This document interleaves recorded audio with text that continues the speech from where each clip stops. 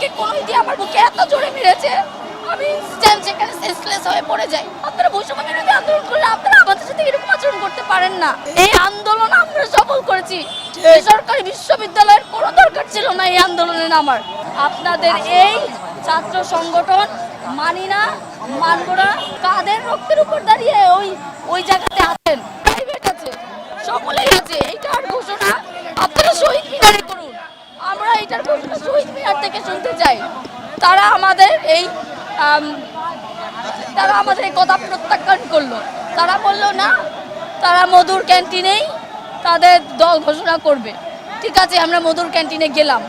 মধুর ক্যান্টিনে গিয়ে দেখতে পারলাম তারা প্রাইভেটকে সেরকম করে মূল্যায়নই করছে না। আমরা সেটা নিয়ে প্রশ্ন তুললাম। আমরা প্রশ্ন কেন তুললাম সেই কারণে আমি নিজে সাক্ষী।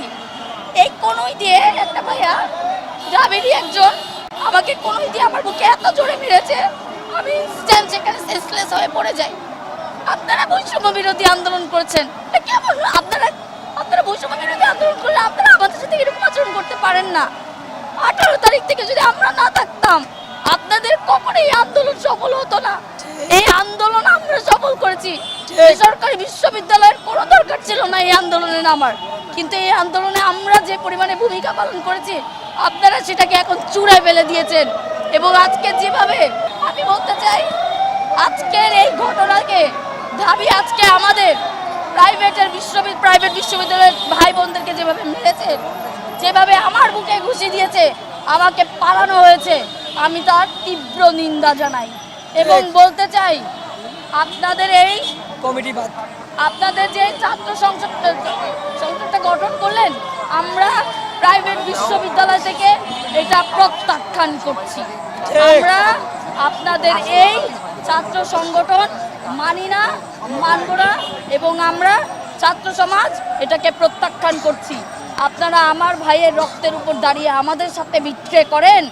আমার বুকে আপনি ঘুষি দেন, আমাকে আপনি পাড়ান, কাদের রক্তের উপর দাঁড়িয়ে ওই জায়গাতে আছেন?